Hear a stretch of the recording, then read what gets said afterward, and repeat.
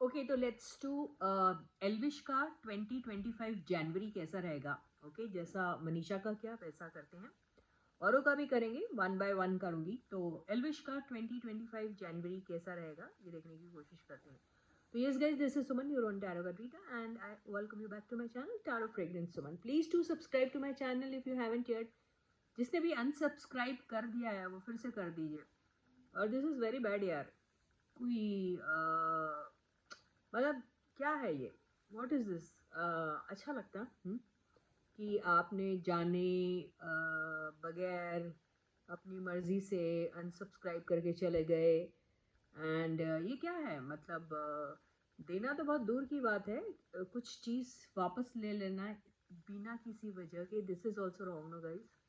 तो ऐसा मत करो, चैनल को फिर से रीसब्सक्राइब कर दो और एनकरेज करो मुझे ताकि मैं और आपको रीडिंग्स दे सकूँ। अगर आप मुझे इस तरीके से डीमोटिवेट करोगे तो कैसा होगा बोलिए, है ना। तो ये बचपना छोड़िए और जिसने भी अनसब्सक्राइब किया फिर से कर दो सब्सक्राइब, ठीक है। और जो बिना सब्सक्राइब किए ज़बरदस्ती देख रहे हैं, मज़े ले रहे हैं, उनसे भी यही गुजारिश है कि वो सब्सक्राइब करके चैनल को फिर देखिए, राइट। तो चलो देखते हैं 2025 एल्विश का कैसा रहेगा। जनवरी मंथ, हाँ, पूरा ईयर नहीं बता रही, सिर्फ जनवरी मंथ। तो बड़ा बढ़िया कार्ड है, मुझे ऐसा लग रहा है कि ये ठान के बैठे हैं कि भाई ज़िंदगी में कोई भी चीज़ अगर आपको चाहिए तो सिर्फ आप लेने में ही बिलीव करते रहोगे तो मुश्किल हो जाएगा, है ना। उन्हें ऐसा लगता है कि सिर्फ लेना ही नहीं, आपको अपनी तरफ से भी बहुत कुछ करना होता है दुनिया के लिए, अपने चाहने वालों के लिए। स्ट्रगल तो लाइफ में आते रहते हैं और वो आते भी रहेंगे। बहुत बार चीज़ें आगे बढ़ते बढ़ते रुक जाती है और कई बार बहुत सारे झगड़ों की वजह से, बहुत सारे कंपटीशन की वजह से और बहुत सारे डिफरेंस ऑफ ओपिनियंस की वजह से चीज़ें रुक जाती है। इसका मतलब ये नहीं कि आगे हम बढ़ नहीं सकते या फिर हमारी ज़िंदगी में सक्सेस नहीं आ सकती, ये ऐसा सोच रहे हैं।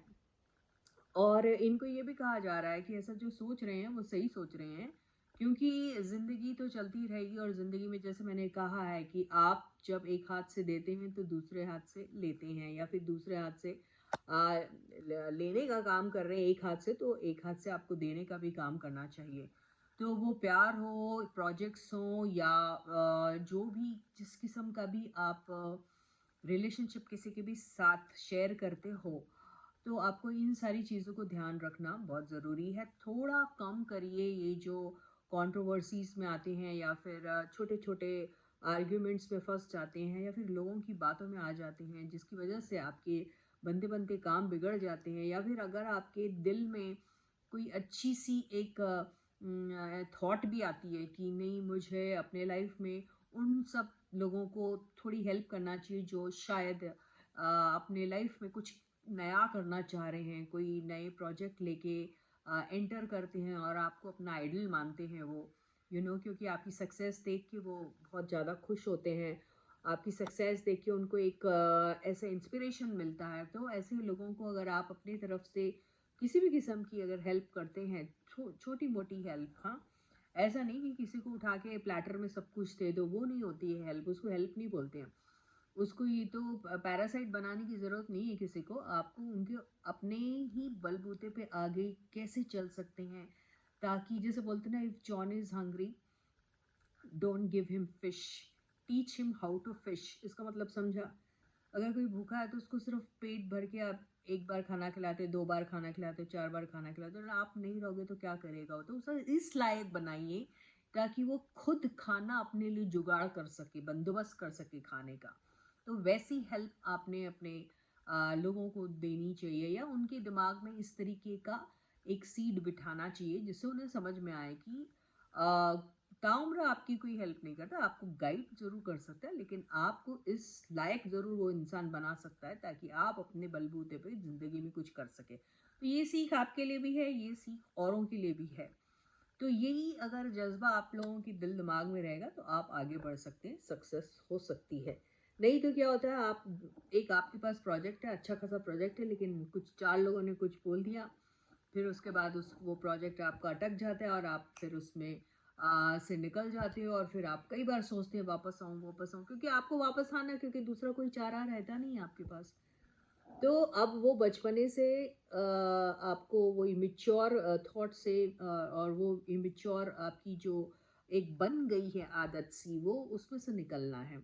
ठीक है, और सिर्फ लेने में मत बिलीव करो, देने में भी बिलीव करो। और आपकी ज़िंदगी में अगर ऐसे कुछ लोग हैं जो सिर्फ लेते ही रहे आपसे, देने की बात आती है तो पीछे हट जाते हैं, तो ऐसे लोगों से भी आपको उनको एक हिंट देना चाहिए कि आप उनके लिए कुछ करते तो उनका भी बनता है। जैसे मैंने अभी कहा, मैं अगर आपको रीडिंग देती हूँ तो आपका पूरा पूरा ये रिस्पॉन्सिबिलिटी बनती है कि आप मेरे चैनल को सब्सक्राइब करो।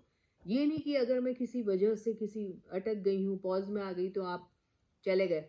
Don't do that. आप अपना कर्मा मत खराब करिए, कोई भी जन, क्योंकि आपको ये रीडिंग्स फ्री में मिलती है ना, राइट? तो देखिए, ये मेरे मन में थी ये बात और मेरे कार्ड्स भी कुछ इस किस्म के हैं, तो मेरे को एक बहाना मिल गया बताने के लिए।